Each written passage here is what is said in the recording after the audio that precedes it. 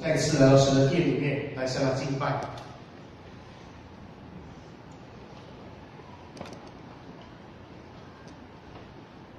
话说有一个故事是这样说，有个小男生就在他即将要生日的那个日期要到来之前，他心里面他呢很喜欢说他的生日的礼物能够收到这个，我们知道现在流行就是平板电脑，他就希望能够收到这个礼物，所以呢他有一次他就很大声的来去祷告说，他说：“亲爱的上帝啊，我希望我的生日的礼物能够收到平板电脑，奉主耶稣基督的名求，阿们。”然后他妈妈就在旁边，然后他妈妈就跟他说：“孩子啊，其实你不需要那么大声祷告的，你小声祷告上帝也会听到的。”然后那个儿子跟他怎么说的吗？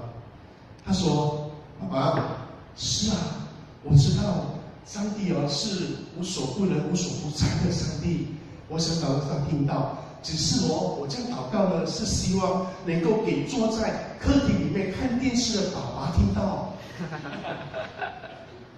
所以虽然它是一个笑话就是有关祷告的这个故事的笑话，可是有没有发现到，其实我们自己本身对于祷告可能也有类似的一些的疑问。我想问一下，在今天到今天为止，大家仍然每一天都会很虔诚的来去向神祷告的有没有？举手。每一天每一天都很虔诚的来祷告，除了吃饭睡觉之外，不是歇饭也算是虔诚祷告就是说你真的是有件事情要神交托的祷告，很好，对，就是说我们有些人就是有每一天来祷告，但是有些人没有去做，为什么呢？可能有几个原因吧，可能不晓得怎么才算标准的祷告。有时我会听到一些弟兄姊妹会问说，牧师究竟要怎么样祷告？是不是我每次祷告的时候，有时候当主席的、当师会的，从创世纪经文一直抽念到启示录的经文出来，然后做个祷告。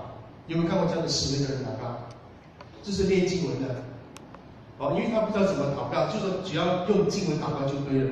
所以有些就是说不知道怎么祷告，所以我就不会怎么样去向上帝祷告，这有其中一类的性质是这样。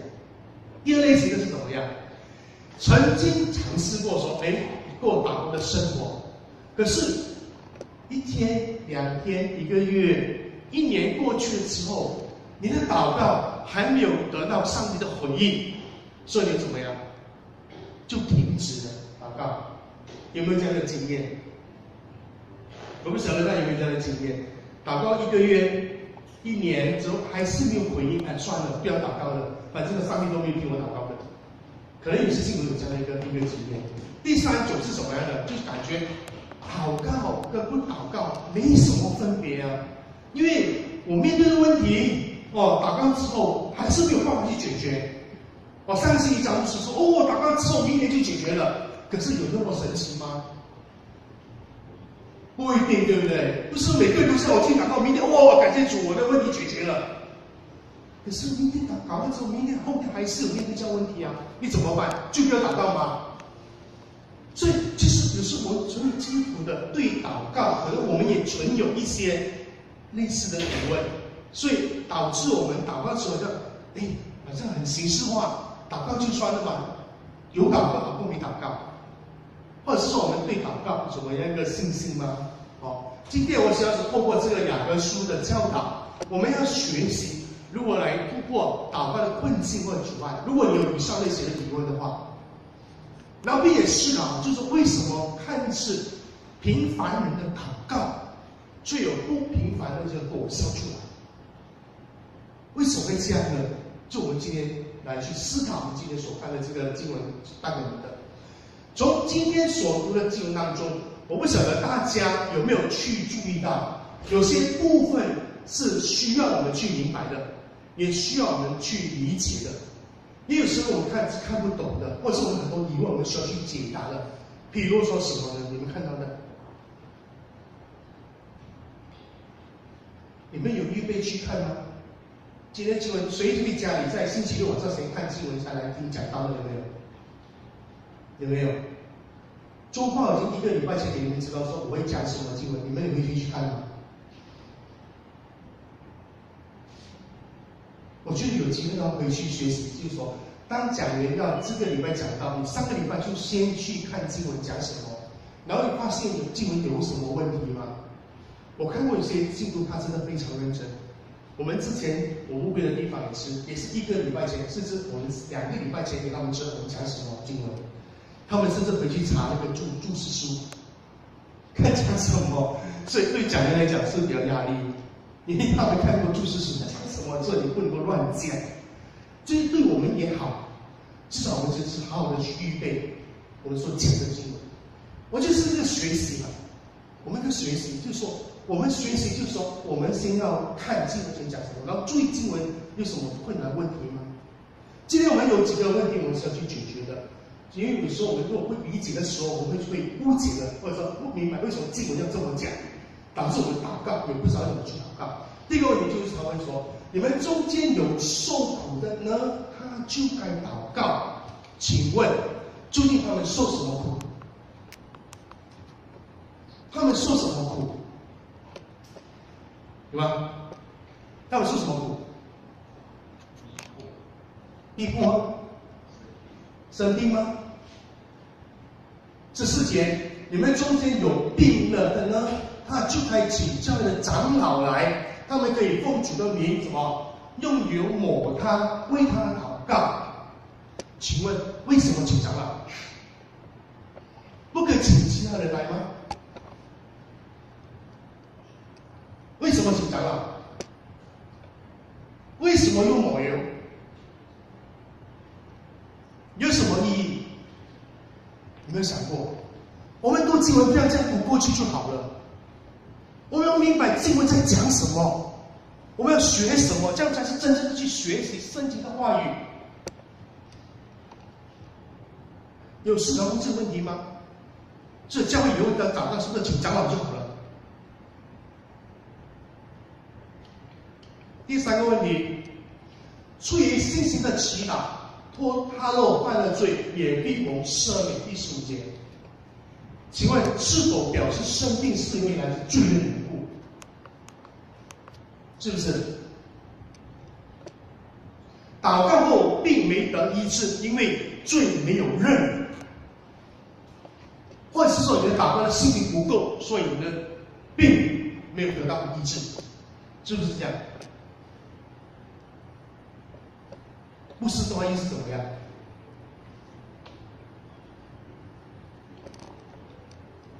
义人祈祷所犯的力量是大有功效的。义人的标准是什么？什么是义人？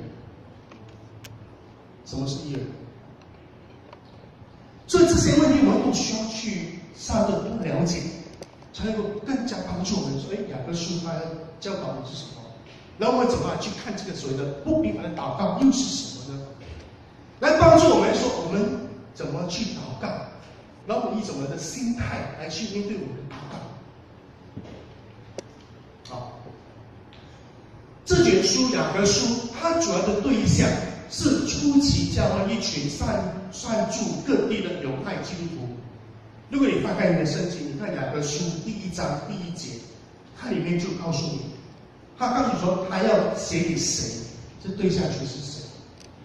然后呢，这些犹太基督徒呢，常被富足的人来欺压，他们被拉进了法庭里面去，在第2章第6节里面有说到。还有呢，他们的信仰也受到他人的欺负，可能欺笑。就你信耶稣不是很光荣的事情，对他们来讲，也会不是说那么的好像这么喜的事情，会受到别人的欺笑。好像可能我们信一样，对不对？哦，你信基督徒，然后半夜说他有个朋友他不认识基督徒，因为他扮成笑嘛，对不对？是这样吗？所以当时他们这群的犹太基督徒就是这样的一个处境。所以他们有这样的受的苦，而且依据当时犹太人的传统，犹太人相信说善恶报应的这个信仰，也表示说，如果你现在你的生活处境不好，可能你的生病还怎么样，你是因为你的这个可能你没有得到上帝的祝福，受你的报应，所以他们常常批评基督徒受苦或是贫困，是因为他们背逆了上帝，犯罪而遭到咒诅。所以当时的犹太基督徒他们有受到这样的苦。回想一下，如果是这样的话，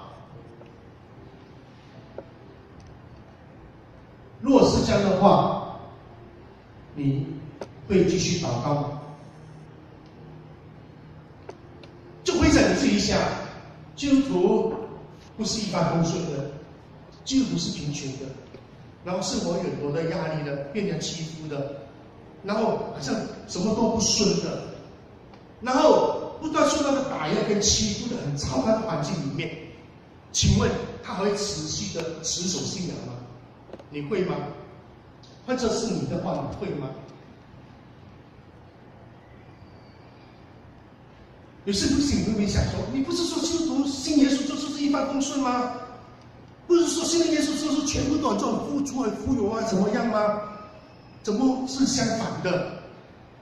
面对这样情况之下，你会不会继续的去持守你的信仰？你还会说继续的坚持来祷告？会不会？会不会？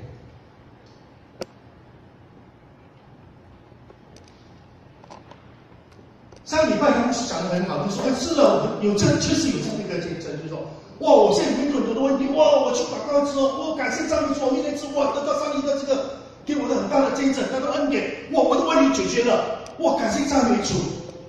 可是我觉得当中也有很多，就是说，不是每一天就能够解决他问题的，这怎么办？当时如果你问题的困难还没有解决的时候，不是这个能够得到解决的时候，你这个时候应该怎么样？应当祈求上帝怎么样赐给你智慧，怎么去应对你当前的困境。我觉得这个确实我向神在求，神，我面对的这困难、这挑战，可能是我难以承受的，可能是我不那么容易能够面对的，可能是超过我的能力之外的。神，就你给我力量，给我智慧，知道怎么去面对当前的这个困境，让我有智慧去面对它。当你面对困难问题，通过祷告仍然没有办法得到解决的时候，应该怎么办？怎么办？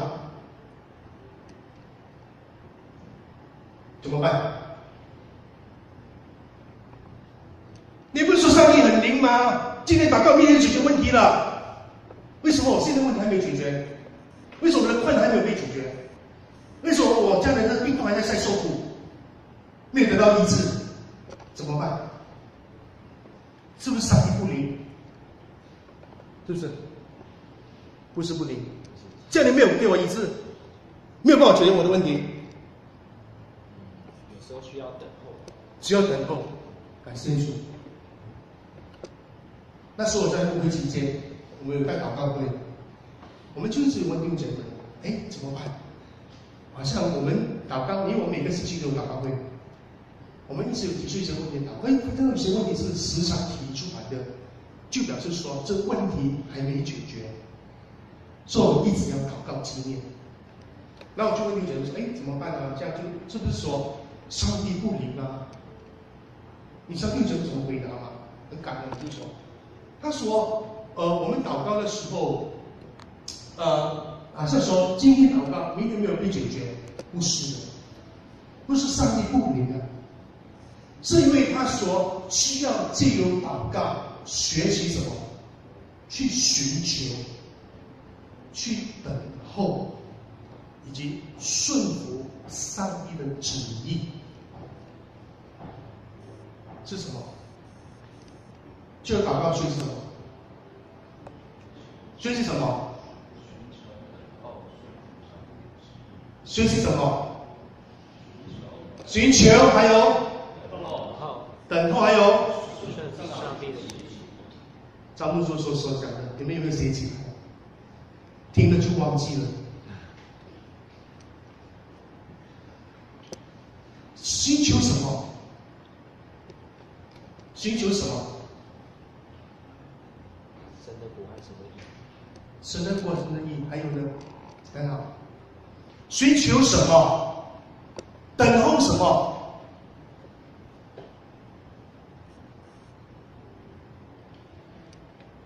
我们要寻求明白，就是通过祷告，明白上帝的心意和计划是什么。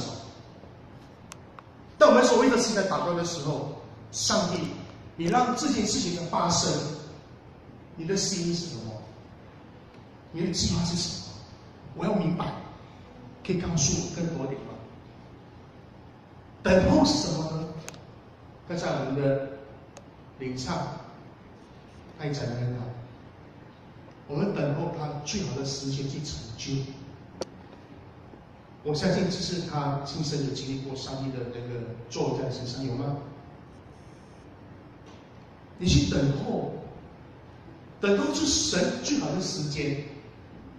很多时候我们会这样说，我们要6月1号前解决这个问题，神你帮我解决这个问题。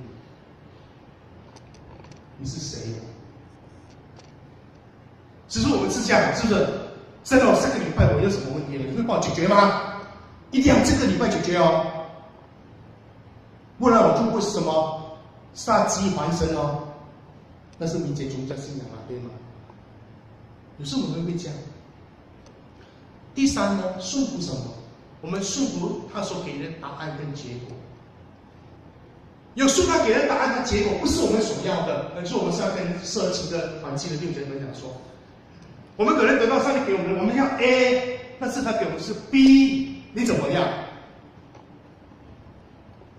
我们学习去顺服所得到的答案的结果，这个不容易，不简单，因为不是我们所要的，也不是我们所想的，可是偏偏上帝却给我们这样的答案跟结果，这个不容易啊，真的不容易。但是却能帮助我们怎么去学习，我们去寻求等候跟顺服上帝的旨意。探访或为病人祷告，只需要长老祈祷信徒务必吗？是不是？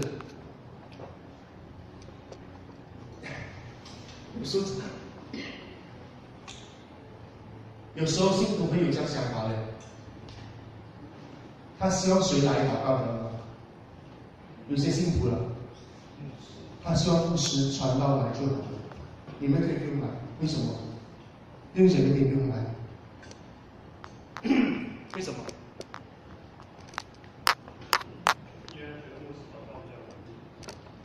牧师的法力比较高，牧师比较会祷告，牧师比较会祷告，所以牧师来讲，哎呦，这些信徒是这样想，但是其实不是这样的，这个观念不对。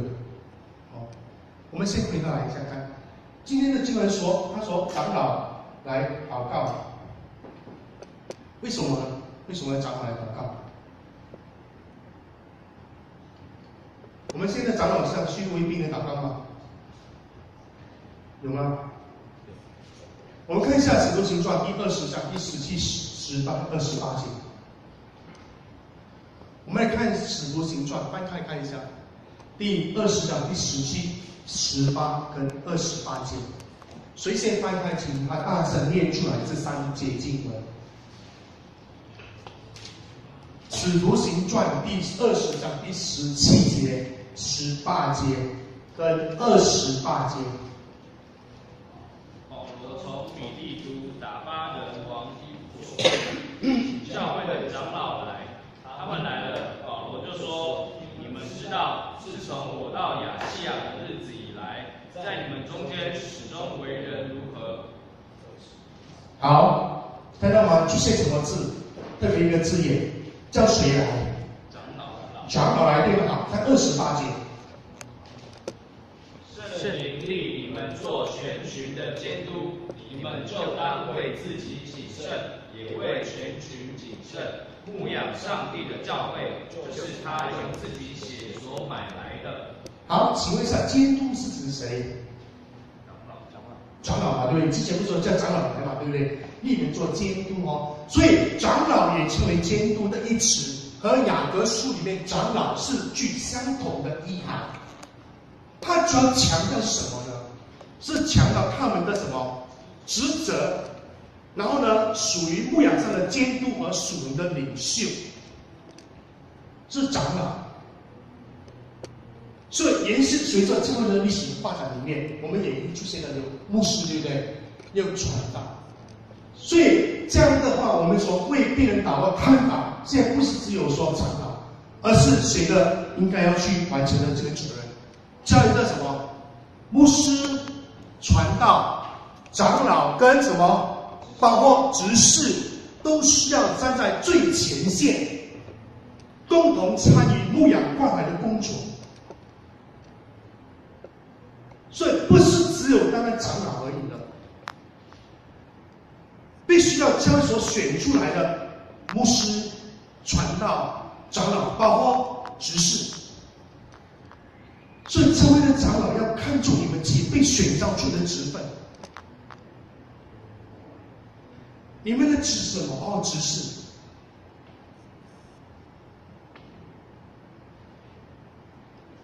而且更需要全体弟兄姐妹们能够一起的去承担，最后是一起的去承担这个看法跟关怀的责任。这个教会很需要，这个教会很需要教会的领袖起来，共同参与牧养关怀的责任。我觉得华语区很缺。非常缺乏这一块牧养关怀的这个职责，我们做的不够。是为什么有些信徒说，有些新人来到这里的时候，一段时间过就会流失，有些甚至也不敢带新朋友来这里，因为得不到牧养关怀。我希望能够说，通过今天的信息，也让我们可以思考问题：我们牧养的关怀的这个事工，我们做的够不够？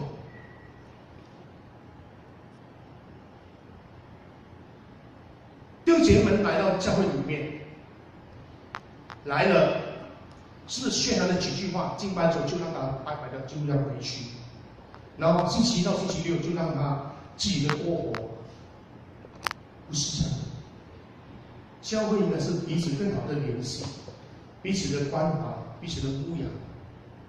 所以就是帮助我们，让我们先以领袖以身作则，做个榜样出来。我们先去关怀牧养别人，然后也鼓励弟兄一起的参与。我相信上帝一定会赐福教会，祝福教会。这也是教会被复兴的其中一个很重要一环的这个事工。祷告我一个目的和意义是什么呢？在使徒的时代，信徒有病，有长老为他抹油祷告是很普遍的事情的。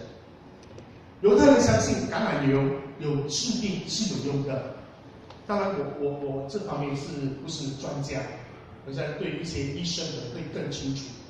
我只是要搜寻到一些资料，说它是有这个治疗的这个效用，然后也是一件公认的药物的治疗的方法。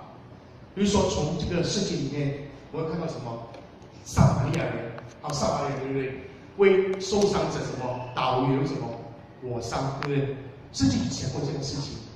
还有神的使徒们送差也出去服侍的时候，他们也怎么样？他们也有抹了许多病人，对不对？治好他们。在使徒时代有这样的一个事情，确实有，也相信是有这样的一个治疗的效用，这个抹油。抹油的本质在医学上可能有治病的效用，然而我要告诉他，最重要是什么？乃是在于最信心祈祷的力量。要了解清楚。有时候我们态度变成是说，是抹油的使到这个病好起来，还是你通过祷告的能力使这个病好起来？有时候我们会变成好像是可能本末倒置的事情出现。我们要先清楚明白这事情。第三，在新旧约时的这个记载当中，我们也看到这个常在这膏或是抹油，象征将人或物奉献为上帝所用。因为新的缘故，你们可以去参考出埃及记第40章第15节，跟民数记第3章第3节里面，他这两段经文他说，这是特别的指明说，礼仪上我们要膏抹这个祭司是什么意思呢？是要教他们怎么样？分别为圣出来侍奉上帝。它有它的这样的意思的存在，抹油跟膏立的意思。所以抹油在雅各书的教导意思是把病人呢领到上帝的面前，相信能够分别出来，蒙受上帝特别的这个关注，就去眷顾他。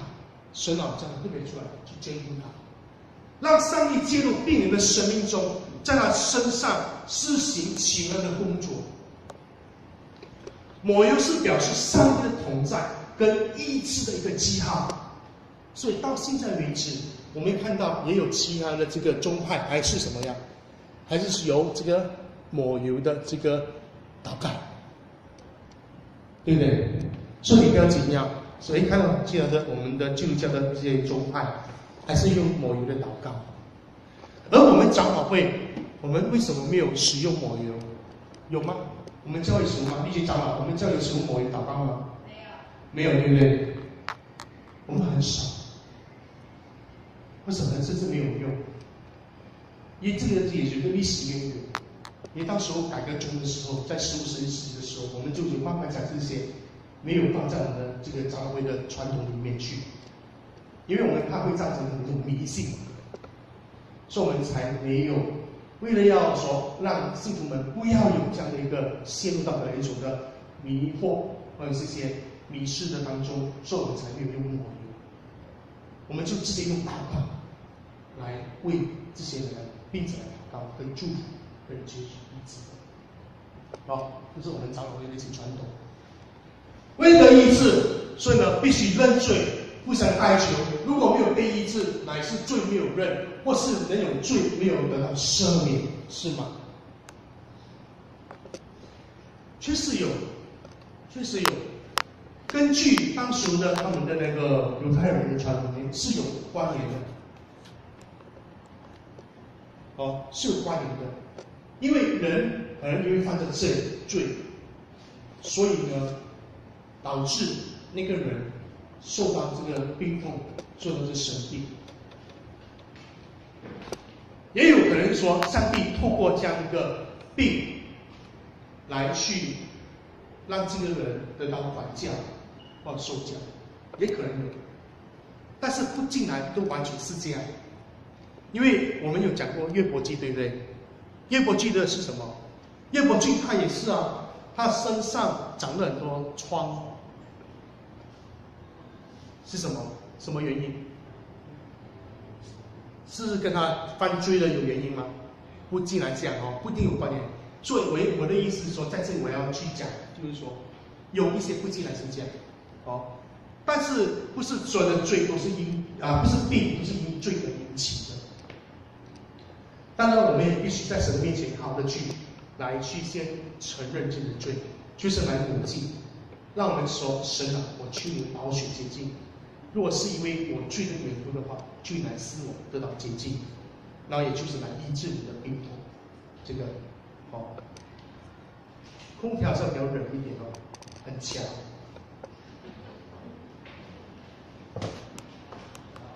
在新约圣经里面，约翰福音第14章第13节，我们又思考到一个问题，就是说，你们奉我的名，这主耶稣说的，无论求什么，我必成就，叫父因儿子得荣耀吗？有时候信徒会问说，牧师，不是在约翰福音说吗？就是说这句话说，你们奉我的名，无论求什么，我必成就。为什么我祷告没有被医治，还有我所求的没有被得到？为什么？如果有人问你的话，你怎么回答？定性。主耶稣不是说过这句话吗？你们奉我的名求什么，我必成就。你怎么回答？受打击哦，有时候我们真的不知道怎么回答，但是我们可以从耶稣的身上来去学习主耶稣的祷告。还记不记得主耶稣在客西马尼园的祷告？记得吗？他那时候祷告什么？祷告什么？祷告什么？去啊，可以的话不要给我第十字架，对不对？是啊，非常好。我父啊，倘若可行，求你叫这杯离开我。主耶稣也说：“不要给我第十字架吧，要给我忍受这样的祷告。”然后呢？接下来呢？照你的旨意制造。对。可是主耶稣马上又说：“然而不要照我的意思，只要照你的意思。”这整个的祷告里面，我们学习到什么？看到什么？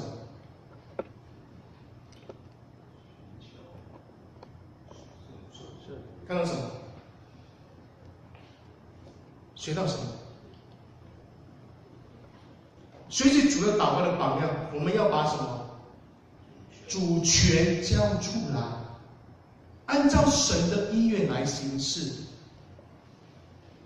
神啊，求你给我这个女生嘛，当我的女朋友吧，我决定就是她了。神啊，求你给我吧这个职位吧，我就是她了，我一定要得到这个职位吧。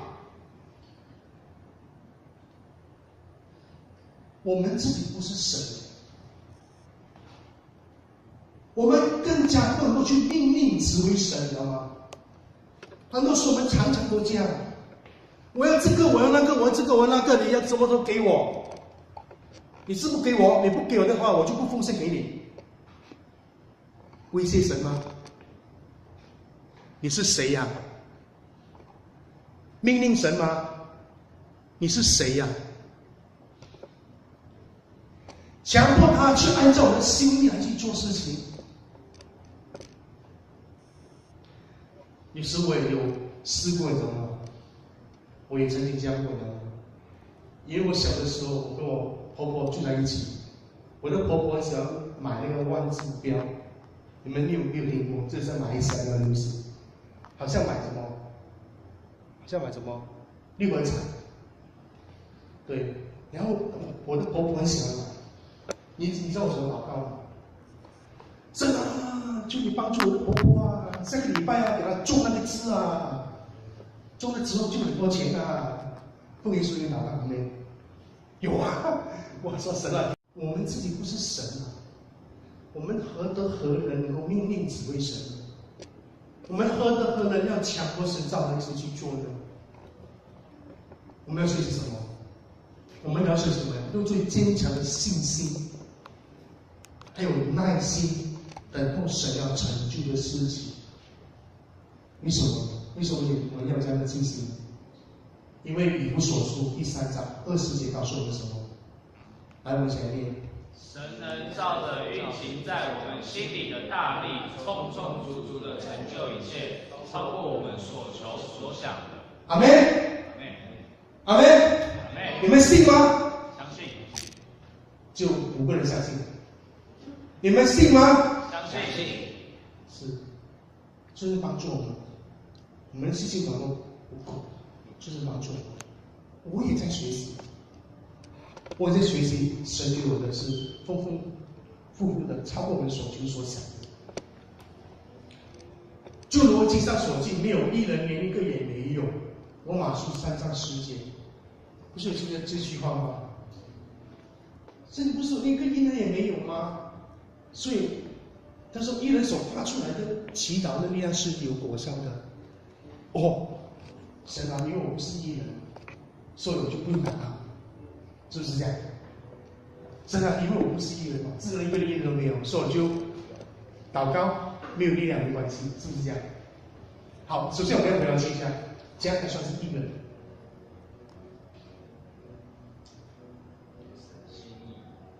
合神心意的人，很好，还有吗？这样才是义人。因信称义，很好，因信称义。完全的是义人的基本定义是指全心全意来顺服上帝，然后真诚寻求行他旨意的人，这是义人的一些的心态跟一些的标准。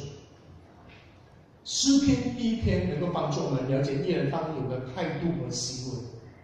我们学习啊，虽然我们不是义人，但我们学习成为被称义的人，对吗？耶稣刚刚所说，我们因信称义嘛，也会成为义人，让我们继续的学习。诗篇第1篇他说什么？不从恶人的计谋，不占罪人的道路，不做亵慢人的座位，唯喜爱耶和华的律法，昼夜思想，这人变为有福。他要像一棵树栽在溪水旁，按时结果子，叶子也不枯干。凡他所做的，尽都顺利。恶人并不是这样，乃像汤体被风吹散。因此，当审判的时候，恶人必站立不住。罪人在义人中的会中也是如此。因为耶和华知道义人的道路，恶人的道路却必灭亡。这个诗篇第1篇可以让我们看见义人那些基本的行为跟他的要求。以利亚跟我们是一样性情的人，我相信以利亚的故事，我们不用再多说，因为在圣经的团契里面，特别的去有研究这个人啊，以利亚跟以利沙。好，请问是记载在哪一卷书？哪一章？记上17章到19章。什么？哪一卷书？列王记上17到19章。非常好，你们的感谢主，我很感到安慰。你们学了没有忘记？是，就在那边的故事哦。他那个雅各书来告诉我们说，哎，以利亚与我们是一样新奇的人是什么意思啊？你知道以利亚行了什么神迹奇事吗？刚才我们读的经文他说什么？他祷告什么？几年？3年。6个月不下雨，就不下雨。那过了祷告下雨就下雨。还有呢，跟祭司假先知对不对？祭坛的献祭对不对？还有最后会祭上去一天。哎，就表示说以利亚是个很有能力的一个人啊，祷告。但是雅各是说以利亚跟我们的性情是一样的，是什么意思呢？他本来就是说，其实以利亚也是一位普通平凡的人啊，跟你我没什么特别的差别啊，性情也很像啊。但是雅各书的作者福音我们说，只要对信心有信，对上帝有信心，即使是平凡人，怎么样？祈祷也能够怎么样？也能发出不平凡的力量啊！这是雅各书告诉我们的。所以祷告所发出来的力量，不是超级圣徒的专利，不是只有牧师有那么的能力而已。包括我们这些专心追求跟随他的信徒们，祷告能够带来不平凡的成就，是因为牧师个人吗？是因为什么超级圣徒吗？不是，那是什么？那是出于上帝，阿们。那是上帝成就这一切，我们只是成为一个器皿而已，我们一个管道而已。通过我们来去将这个上帝的赐福的恩典带出来。而伪善这样的一个恩典，这样的一个恩赐，这样的祝福也会临到我们每一个人的信徒们的身上，阿门。只要你愿意有信心去寻求他，去等候，去顺服，上帝必定会赐福给你。我有2个女儿，大女儿跟小女儿。我的第2个女儿，她今年4岁，快5岁了，8月多就5岁。然后呢，她一出生，她在马偕医院出生。她出生之后，马偕医院非常好，她会做很多的检查，然后发现有2件事情没有过。她告诉我们说，我的孩子听不到，2边耳朵都没有反应。她说。第2个检查呢，他说他的心脏的 QD 过长，一般人是450，就是他心率的波动 ，QT 的波动，他呢超过450，所以他是属于很特殊的一个婴孩。他说他也成为了一个医生的研究的案例。他说很少人是耳朵跟心脏连在一起发生这个事情。这样心脏 QT 过长，症候群有什么危险呢？他不能够做激烈的运动，不然他可能会晕过去，甚至会死去。有些药物他不能够吃，他要避免吃，因为会造成他可能这个发生一些不好的事情。其实我们听到最后，我们夫妇仍然觉得，虽然心里面有些难过，可心里面是祷告，很感恩，因为这么可爱的女儿，很难得赐给我们这么可爱的女儿，也是很感恩，也是我们向神求来的。好，我们就没关系，我们就一直给她去做检查。可是真的很辛苦，对我来讲 ，baby 一开始出生就开始做很多的检查，我也不甘心。我说还要检查新加坡是不是不一样？我也带他回去新加坡做，找一个专科医生检查他，发现确实他的耳朵有重听的现象。所以你跟他接触的时候，发现他讲话很大声，因为他需要听到自己的声音。然后我们就一直给他做了检查，所以他很反感，你知道吗？有时候去带他去看医生的时候，他会打医生，因为他不喜欢被检查那种感觉。因为做心脏 QD 过长的那个，他需要脱了衣服，然后去贴那个东西，他很不喜欢，他从小就做这件事情。所以他会说：“神啊，求你带领吧。”我相信神你会看顾保守。然后在最近，我们再给他再做多一次检查，就是在母亲节的前2天，星期5也回到去马偕医院。原本就是训练他，都说：“哎，不要怕怎么样？”我们给他说：“不要害怕怎么样？”很感恩那一天他顺利的完成做那个贴的东西。然后知道过后，我们就回到去医生那边看报告。你知道医生报告讲什么？医生说什么？他说：“你的女儿的这个心脏 QT 过程的现象，已经恢复到正常人的水平。”我们真的是感谢主，很感恩。我抱我的妈妈，很高兴，她几乎流出眼泪来。她说她这是最大的母亲节的礼物。她抱住我的女儿说：“哦，感谢神啊，神医治了。”然后我太太说，师母说这是上帝宣告她的医治。我也很高兴，我抱住她说：“哇！”我说：“志熙太好了，你好了，志熙好了。”她也吓了一跳，就我爸爸妈妈反应那么激烈的。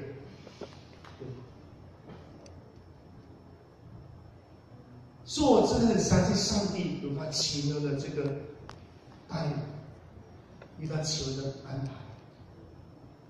我们那时候知道有事情，我们一起祷告，说他求医治，让他能够怎么的好起来。可是我们还是要等的。我们足足等了快4年多，快5年的时间，终于说我的女儿这个心脏血流过长的症候群，这个回到去正常的水平。上帝确实把情护住，也恳求你们继续的祷告，就是去保守他，让他不会遇在可能又回到去之前这样。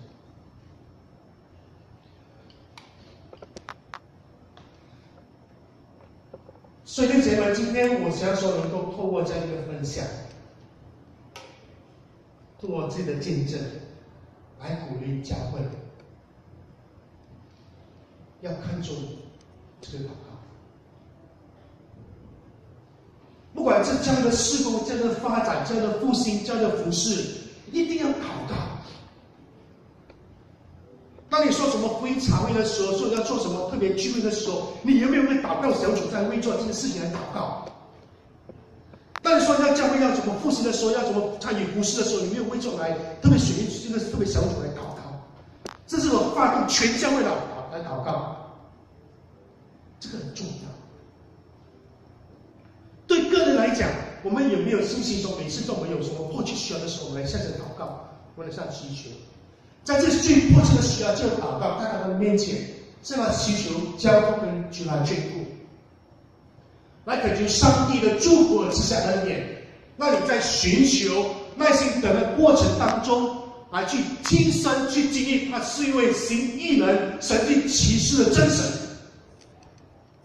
不是在这边喊、这边讲说哦，是你讲而已吗？可是你自己就完全没这个感受，没有这个经历。我不要，我相信你也一样的去经历到，他就是那么行神迹奇事异能的真神，让你的生命得到帮助，让你的生命充满了力量，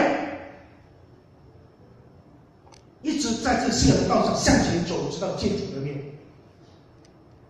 也帮助你知道，我虽然是个平凡的人，但是因着上帝的缘故，我会有什么不平凡的祷告的果效。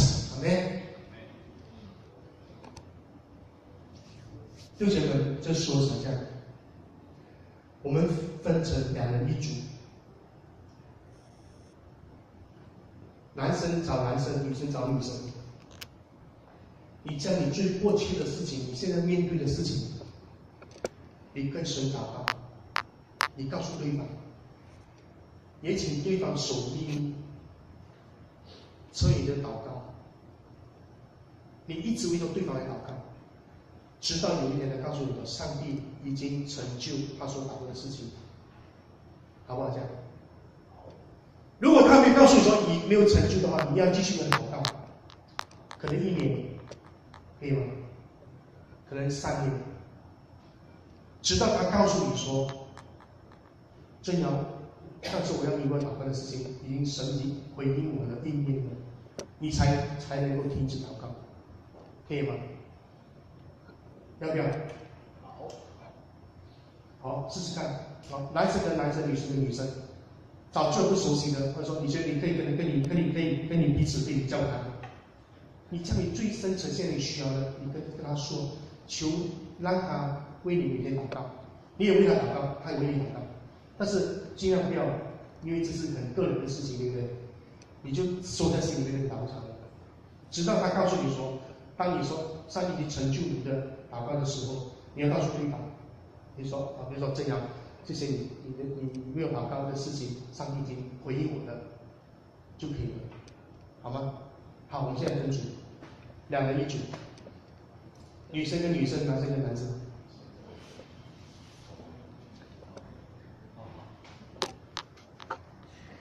当对方很迫切的告诉说他想祷告的事情，你自己祷告出来，你不需要告诉别人，包括你的家人，就你自己知道就好，对不对？